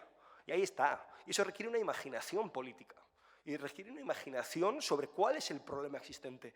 Pero bueno, pensar en, bueno, ¿nos van a quitar los empleos? Bueno, es probablemente que en 50 años sí. En este momento lo único que van a hacer es concentrar un poquito más poder y cada día más quitarnos la capacidad de acceder a esa infraestructura que es básica para nuestra vida en sociedad, ¿no? Entonces yo creo que esas son algunas de las preguntas por las que debiera ir el debate desde mi punto de vista. Luis. Bueno, yo creo que se han dicho muchas cosas. Yo creo que tanto el CAI como Elisa ha puesto, yo creo que el acento en que la inteligencia artificial estamos hablando de cosas muy grandes, muy vagas, pero que el camino lo estamos perdiendo. Y yo creo que es así, ¿no? Yo un poco también, en relación con lo que decía ella, en la parte que más me ocupo, que es el procesamiento del lenguaje natural, eso forma parte de la inteligencia artificial. El 45% de lo que se está haciendo en España y en el mundo, dentro del procesamiento del lenguaje natural, es el 45% del procesamiento del lenguaje natural, de toda la inteligencia artificial. Quiere decir que eso es importante. Quiere decir que ese es el mecanismo, en definitiva, con el que nos comunicamos con las máquinas. Y yo entraría aquí en una cuestión que ya la ha comentado también Rodrigo, sobre todo en el tema del razonamiento. Yo creo que muchas veces aplicamos algoritmos, se han aplicado algoritmos de aprendizaje profundo o incluso anotadores y vemos de los ejemplos. Pero muchas veces yo creo que en el ámbito del lenguaje, sobre todo en los distintos niveles que lo podemos ver, en el morfológico, sintáctico, semántico, discursivo, pragmático, ahí sí hay inteligencia que se le pueda proporcionar. Y de hecho hay una complejidad enorme, ¿no?, en todo ese tipo de tareas. Y dicho esto, quería retomarlo sobre todo en que el objetivo final es que las máquinas entiendan lo que decimos. Esa sería la API, entre comillas, que deberíamos de conseguir. Ser capaces que las máquinas nos entiendan, ¿no?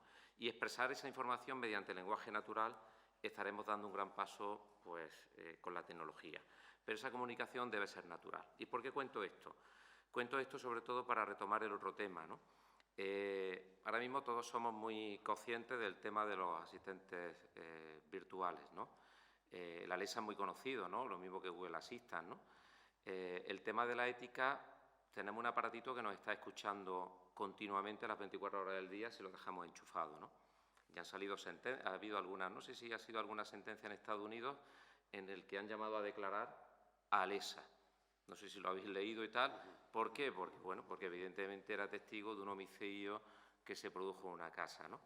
Hasta ese punto esos datos están ahí. Cuando estamos escribiendo un WhatsApp, esa información supuestamente la estamos autorizando y posiblemente sea la que dé el servidor de Facebook, ¿no?, que es el propietario de WhatsApp ahora, ¿no? O quien dice Google, todas las consultas que estamos haciendo las podemos ver en nuestro historial, ¿no? Todo eso se está quedando ahí, todos esos datos, ¿no? Y bueno, relacionándolo también con la temática que me toca, y le ha tocado también Kai, creo recordar, con el tema de los datos médicos, ¿no?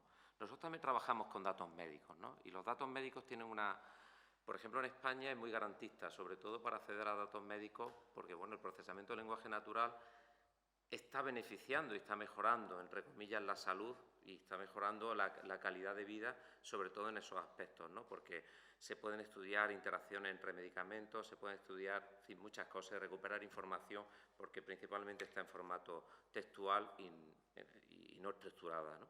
Entonces, en ese sentido, esa información, esos datos que son médicos, Para investigación hasta es complejo, hay que firmar no sé cuántos acuerdos. Yo ahora estoy detrás para que nos cedan unos datos para hacer investigación y es complejísimo. Por eso digo que si esos datos ahora caen en manos de, como él comentaba, de grandes empresas, ¿no? Pues bueno, el aspecto ético pues también sabrán, ¿no? O incluso las pulseras que muchos llevamos, ¿qué hacen con esos datos? Ya saben la posición nuestra, como se ha comentado anteriormente, pero ¿qué hacen con los datos que tenemos? ¿Qué tienen ellos acerca de nuestra frecuencia cardíaca y demás datos? ¿Saben cuándo dormimos, cuándo descansamos, cuándo...? Ese es un tema que en cierta manera... Y luego retomando otra cosa con los nuevos trabajos. ¿Sí? Yo creo que eso... va a haber nuevos trabajos, evidentemente, ¿no? Porque otros trabajos, con la inteligencia artificial, entre comillas, pues se están yo no creo que destruyendo, sino reconvirtiendo, ¿no? Por ejemplo, antes se hablaba de lo de Mechanical Turk, comentaba, creo que eras tú, ¿no?, Rodrigo, con el tema de los anotadores, ¿no? Sí, bueno, del Turk es uno, pero hay varios. Hay varios, sí. El Mechanical Turk yo lo definiría como los nuevos esclavos, ¿no? Porque, en definitiva, sí, son... Y en cierta manera eso también es un aspecto ético. ¿Para qué? Pues para tener calidad en esos datos de entrenamiento que necesitamos para que esos sistemas funcionen. Yo también lo dejo ahí abierto. Gracias. Marta. Hola. Pues retomando un poco lo que decías tú antes, esta reflexión que hacías, me parece que hay un texto de 1847, creo, de Samuel Butler que se llama Darwin entre las máquinas, en el que viene a decir que los humanos somos los órganos sexuales de las máquinas, que somos como ni siquiera el eslabón, ¿no? sino sus órganos reproductivos, como las flores de las máquinas. A mí me parece muy bonito. Pero en realidad yo de lo que quiero hablar es que me intriga e incluso me inquieta un poco que estemos hablando de inteligencia artificial y de ética y no acabemos de tocar el tema fundamental de que la inteligencia artificial mejor financiada, a la que todos hemos contribuido de manera obsesiva durante los últimos 10 años a través de múltiples dispositivos y aplicaciones, se utiliza para cazar gente. Es decir, son algoritmos predictivos de inteligencia artificial que se utilizan para encontrar personas, aunque no quieran ser encontradas, ¿no? Y que la capacidad de enseñarle a la gente a entender sus datos y entender la economía de los datos era algo importante antes de que esas bases de datos con la capacidad de reconocerte en cualquier circunstancia por tu voz, por tu rostro, bueno, por tus huellas digitales, etcétera, etcétera, porque lo hemos usado para desbloquear teléfonos y para hablar por teléfono y les hemos dado permisos que a lo mejor no sabíamos que les estábamos dando, está siendo utilizada para encontrarte cuando tú no quieres que te encuentre, en circunstancias en las que ni siquiera sabes que ese proceso está ocurriendo. Es decir, cuando hay cámaras conectadas a esas bases de datos con algoritmos de reconocimiento facial, tu capacidad de saber qué datos generas y qué datos produces, por no entrar ya en el tema de los metadatos, ¿no? De esos datos que estás generando continuamente sin darte cuenta y que tú mismo no sabes qué datos son, que son los más interesantes, por supuesto. Es decir, China está utilizando cámaras equipadas con sistemas de reconocimiento facial para controlar a su propia población y además para encontrar a los musulmanes dentro de su propia población y encerrarlos en campos de reeducación, ¿no? Pero Estados Unidos está utilizando exactamente el mismo sistema y está utilizando exactamente las mismas bases de datos para encontrar gente que viene de Centroamérica o gente que ha sido estadounidense durante los últimos 15 años y ahora ya no, porque les han retirado la nacionalidad. Los están utilizando para cazar gente. Y es interesante lo que decía antes Ekait en el sentido de que el capitalismo extractivista, la lógica extractivista también es extractivista de tierras, ¿no? Esos centroamericanos que huyen están huyendo porque les han robado sus propios terrenos. Y dentro de muy poco tiempo sabemos que van a ser muchos más. Es decir, en el contexto del cambio climático, que las inteligencias artificiales que están concentradas en manos de media docena de empresas se dediquen a cazar personas en un contexto en el que las migraciones van a ser masivas, a mí me parece un problema ético que no es filosófico, en el sentido de que no tenemos que empezar a imaginar qué pasará cuando las máquinas sean más inteligentes que nosotros. Me parece un problema ético de rabiosa actualidad. Y no siento que lo estemos manejando en esta conversación y me llama la atención. O sea, ¿es posible que no nos competa este problema? Ya tampoco queda tanto tiempo, nos quedan como 20-25 minutos para terminar, entonces voy a dar paso a dos palabras pedidas de personas que han intervenido. Algunos de vosotros habéis pedido la palabra de nuevo y, bueno, no os extendáis mucho, así nos dará tiempo a todos. Olaya. Bueno, yo como periodista vuelvo un poco a la palabra, ¿no? Que es mi herramienta de trabajo desde hace mucho tiempo, y esa palabra que ahora se hace voz y que es el cimiento de la comunicación sobre la cual durante miles de años hemos construido las civilizaciones los humanos, ¿no? Y la inteligencia artificial, el Big Data, todos estos avances extraordinarios en computación, lo que han traído es, por primera vez, que la voz llega a la máquina. Es decir, si bien la relación hasta ahora entre humano y máquina precisaba del humano aprendiendo el lenguaje de la máquina, ahora estamos enseñando a la máquina, estamos haciendo que la máquina aprender a aprender, ¿no? Como se comentaba esta mañana, a hablar como nosotros. Y me gustaría ponerme en el punto de vista del usuario, cómo va a ser esa relación entre humano y máquina que ahora, en un futuro ya muy cercano y muy presente, con los asistentes virtuales de los que estábamos hablando, va a ser mucho más natural. ¿Qué tipo de civilización vamos a construir sobre ese tipo de interacción y, sobre todo, qué papel vamos a jugar, ¿no? No solo perfiles más técnicos, esto lo hablábamos también a mediodía, que antes pues, eran los que centraban el desarrollo tecnológico, sino también perfiles más humanistas que pasan a jugar un papel también en este nuevo mundo, ¿no? Y qué problemas, qué desafíos éticos se plantean, pues sobre todo en tres campos que se han mencionado aquí. Por un lado, la transparencia, ¿no? Saber qué se hace de nuestros datos, la regulación, que suele llegar siempre tarde, y lo comentaba también esta mañana, y luego también la educación, ¿no? Cómo podemos nosotros educar y estar preparados para ese nuevo tipo de relación con las máquinas, que ya no va a ser tan lejana, sino que al revés, viene a nuestro campo, ¿no? Va a ser mucho más natural. Leticia. Sí, veo que estamos más o menos todos de acuerdo. He visto como que hemos ido virando desde lo que ha dicho Antonio de lo que nos da miedo del otro es que no se parece en nada a nosotros, que se parece más a los dioses que hemos imaginado. Creo que he ido, distintas intervenciones he escuchado como una convicción más de que lo que nos da miedo es que se parece a nosotros, precisamente. Que los sesgos y ignorancias que llevamos los humanos se los estamos trasladando a las máquinas, ¿no?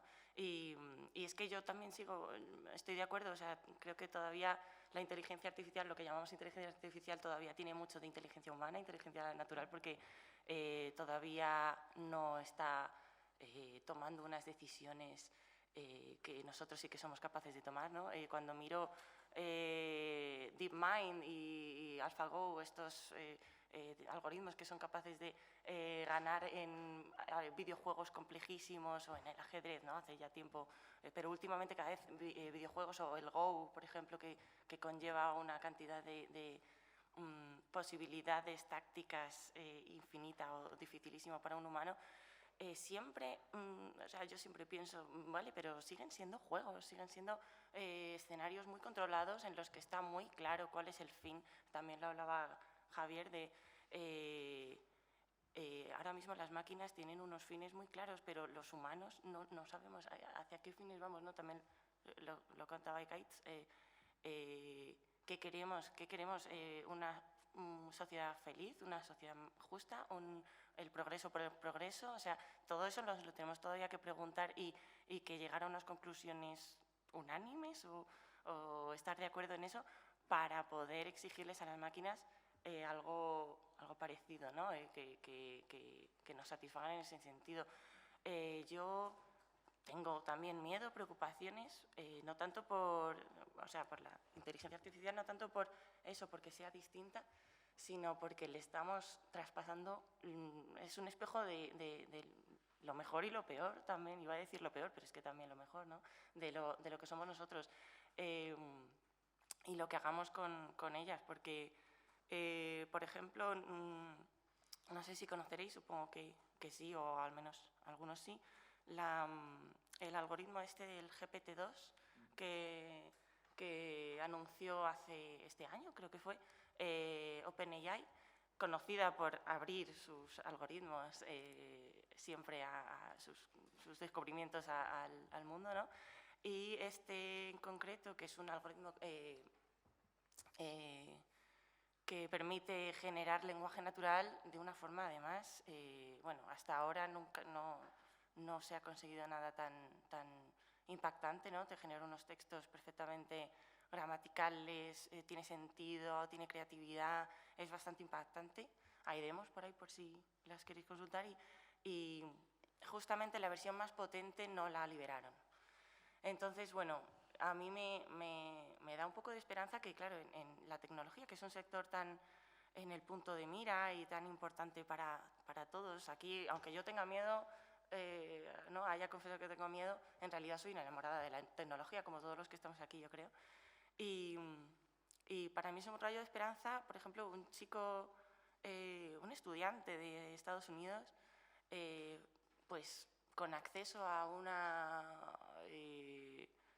un procesador de datos súper potente y con ayuda de gente que le había enseñado a programar y demás, ¿no?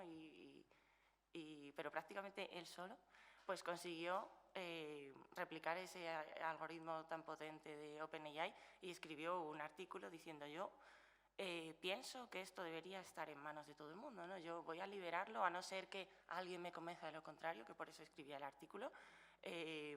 Creo que esto debería estar en manos de todo el mundo simplemente porque la única herramienta que tenemos, yo creo, para defendernos de esto es que todo el mundo lo conozca los riesgos, democratizar un poco el acceso a esta tecnología, porque si no, la gente va a seguir pensando que todo lo que ve, los vídeos, por ejemplo, antes cuando veíamos un vídeo era como la prueba de que eso había ocurrido de verdad y ahora ya sabemos que tampoco podemos fiarnos de eso porque los deepfakes son ya una realidad y no podemos fiarnos.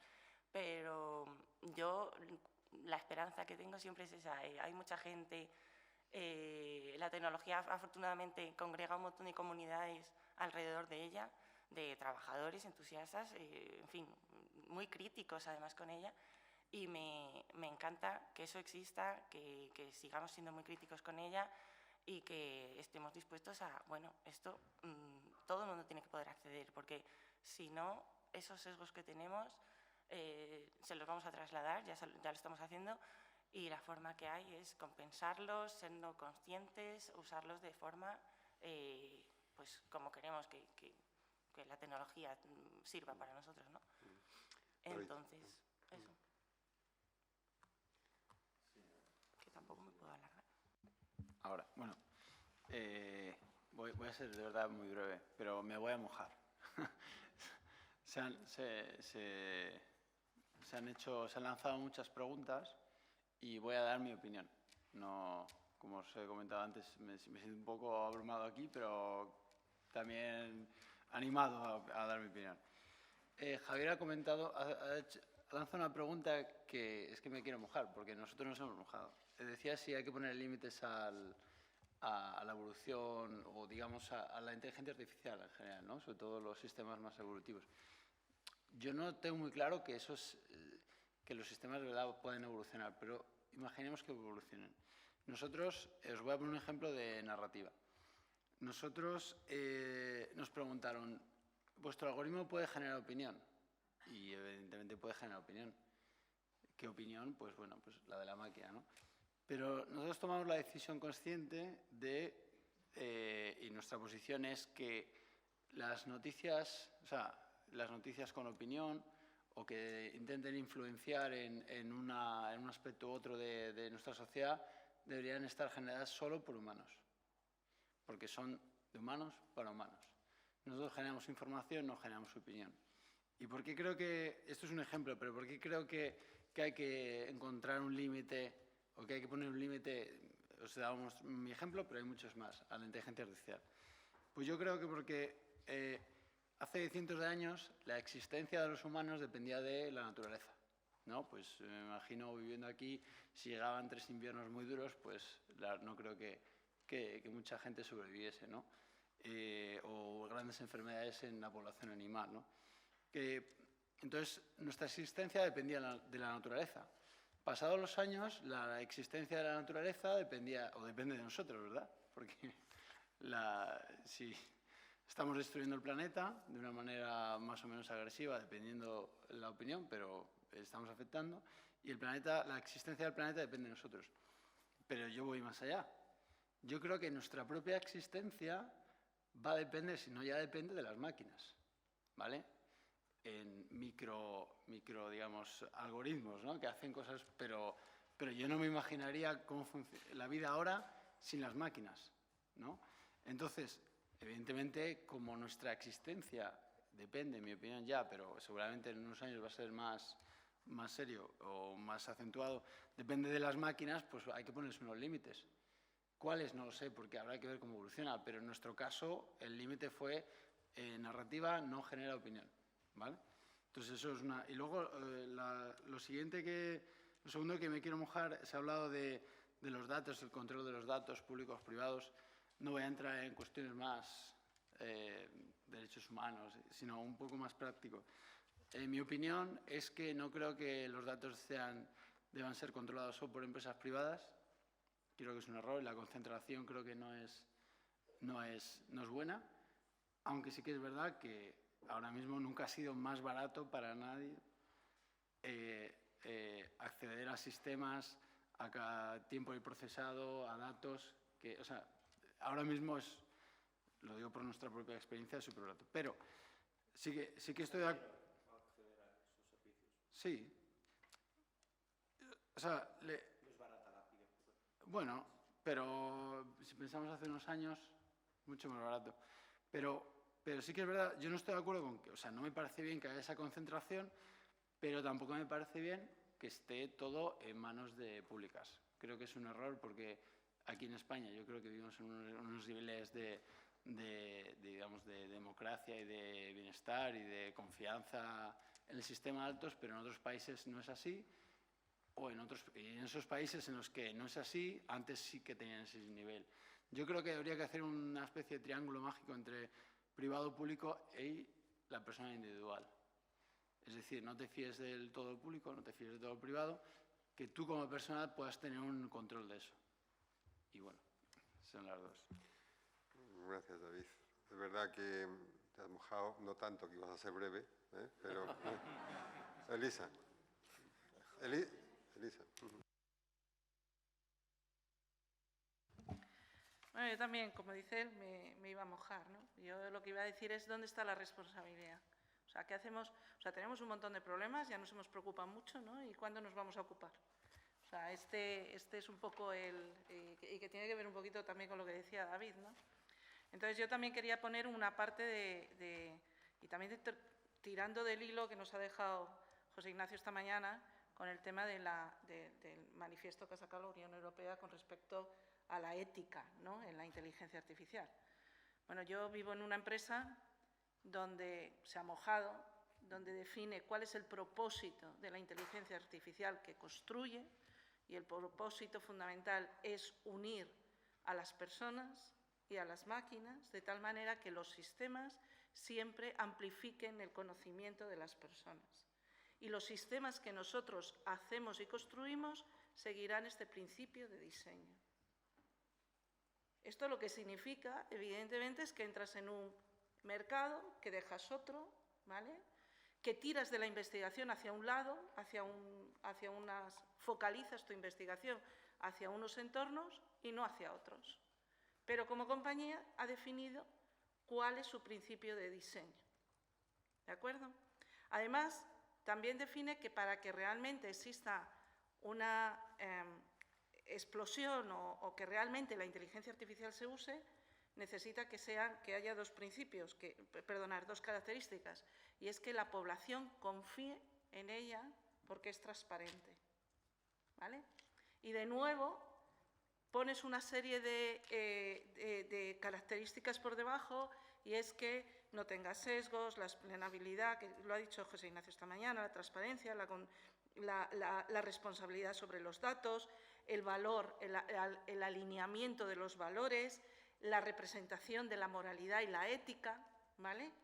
Y de nuevo esto significa que cuando lo pones en un papel, significa que la investigación que va a tirar para que eso ocurra, ¿vale? O sea, que va a haber un empuje a la investigación para que eso ocurra. Y por último, está tu compromiso con la sociedad, y ese es el compromiso con respecto a la educación y a entender el impacto de lo que significa en la fuerza de trabajo y cómo tenemos que formar la fuerza de trabajo del futuro, ¿vale? Y esto es ocuparse. ¿Cuántas empresas están haciendo eso? ¿Cuántos organismos de investigación están haciendo eso? ¿Dónde estamos diciendo nosotros como empresa o organismo lo que vamos a hacer con la inteligencia artificial? Lo que vamos a hacer nosotros y luego las decisiones que nosotros tomemos desde el punto de vista personal. Entonces, a mí, yo creo que en el debate, ¿no? Ahora que ya tenemos todo el debate puesto, es cómo nos vamos a ocupar.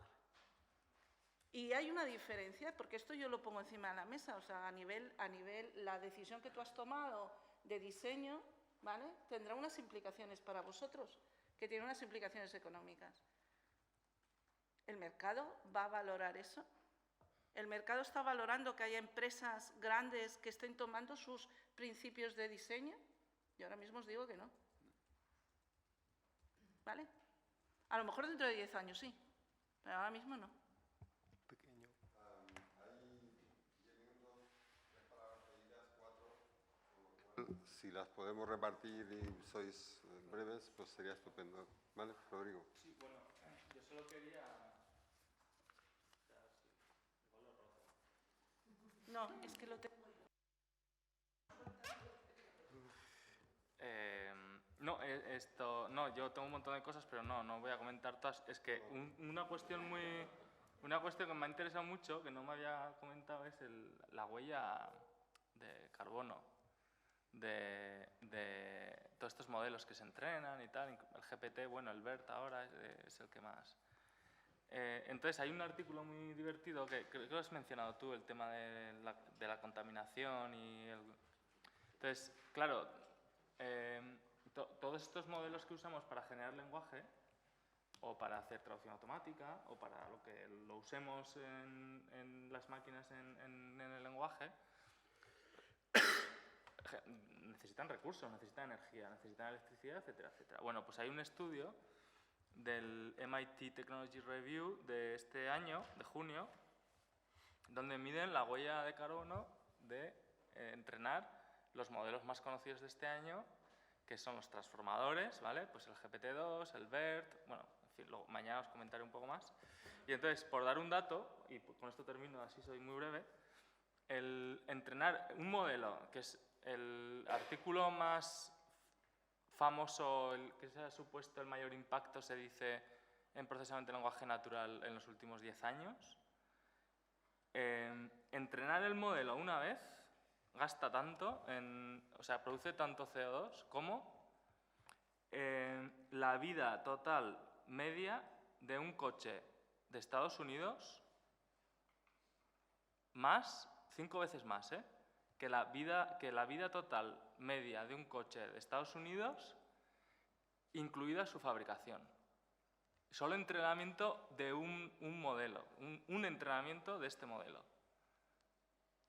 En Estados Unidos, y los coches en Estados Unidos ahora son más eficientes, pero en general sigue habiendo... O sea, tiene su... Pues, da para pensar, da para pensar. Esther. Pues María, tienes más tiempo. Muy cortito. Yo quería responder a David, de hecho, hablando sobre el tema de imponer límites a la inteligencia artificial y el caso que ha hablado de, no sé si era LinkedIn o Amazon, en el caso de contratación. Y lo que yo quería decir era que si no tuviésemos inteligencia artificial y no estuviésemos entrenando esos modelos, no nos habríamos dado cuenta quizás de esos sesgos que tenemos, porque esos sesgos son muchas veces implícitos. Entonces, ¿hasta qué punto queremos ponerle ese tipo de límites a algo que nos puede traer conocimiento y hasta qué punto no le estamos pidiendo demasiado a las máquinas? Porque decimos que queremos que las máquinas sean transparentes. Bueno, las máquinas pueden ser más transparentes que los humanos, de hecho, pero ¿hasta qué punto tú cuando vas al médico le pides transparencia? En muchos casos no, simplemente confías que el médico va a saber más que tú. Entonces yo, si estuviese en manos de un sistema de diagnóstico médico, podría confiar que sabe más que yo, pero aun habiendo dicho eso, me parece que las máquinas pueden llegar a ser más interpretables que los humanos. Simplemente piensa por qué has tomado alguna decisión que hayas tomado en tu vida y a ver si puedes llegar al quid del asunto. José Ignacio. Sí, como dices, velocidad también. Solo quería hacer 3 cosas que han salido. En las cenas podemos hablar mucho más. Una es sobre el encuentro. Y nada, quería mencionar la famosa teoría esta del valle inquietante, ¿no? Que no sé si la conoces, de Mashiro Mori, del año 70, y que es muy divertida, que es que además se parece algo artificial al humano, más miedo, ¿no? Nos da, ¿no?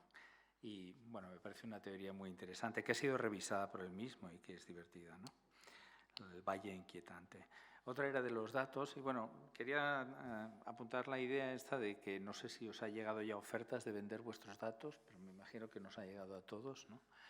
Y sí que creo, no sé a dónde llevará, pero creo que a corto plazo la gente va a tomar sus datos y los va a vender. Sencillamente creo que es la deriva inmediata que se va a producir. Ha vuelto esto, esta mañana ha salido, ¿no? El tema de que es un valor económico, pues sin duda no lo hemos explicitado, pero creo que sí que será así.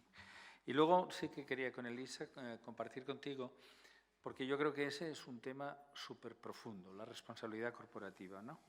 Y obviamente algunas personas apreciamos que haya ese gran esfuerzo y bueno, y Google retiró sus gafas y grandes corporaciones han tenido acciones de responsabilidad corporativa. Y también la duda de si las cosas son open source o propietarias. Déjame que diga que el gran programa de ajedrez, que no está basado en Big Data, para que recordarlo por enésima vez, sino una forma inteligente de entrenar, que es el AlphaZero, pues Google no lo hizo público. No lo hizo público y todos los aficionados del ajedrez que veían unas partidas prodigiosas no las podían jugar contra la máquina.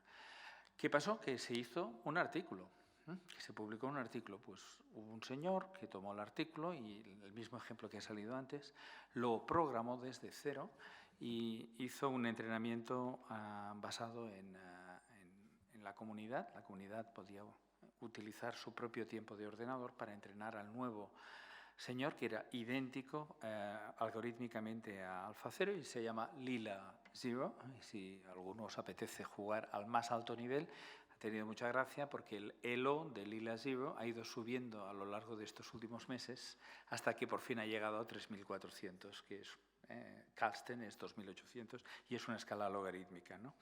Pero volviendo a la responsabilidad, y con esto ya termino, yo voy a ser más duro. Yo creo que las empresas que no sean respetuosas con la responsabilidad corporativa sí que lo pagarán. Tú dices, no se nos reconoce a las empresas que tenemos responsabilidad corporativa. Yo digo lo contrario, que aquellas que no la tengan empezarán a ser penalizados por las personas, creo. Por lo tanto, creo que es una medida de higiene el obedecer estos principios y está muy bien que sea así. ¿Vale? Como os habéis dado cuenta, han salido quizá de manera fragmentaria, un poco pero un montón de temas, ¿no? Muy interesantes y que constituyen un esbozo, ¿no? De las reflexiones que podríamos hacer sobre la ética de la inteligencia artificial, ¿no? Pero por sintetizar, sí querría colocar los dos polos en los que un poco nos hemos movido, ¿no? De esa potencia enorme de la inteligencia artificial que nos puede llevar a la singularidad y al encuentro con otro, ¿no? Hasta una inteligencia artificial que no sabe distinguir un gato de un perro, ¿vale? Entre esos dos mundos nos movemos con todos los dilemas, ¿no? que están en medio. Bueno, pues como nos vamos a ir a cenar, vamos a tener ocasión de conversar sobre esto esta noche y mañana.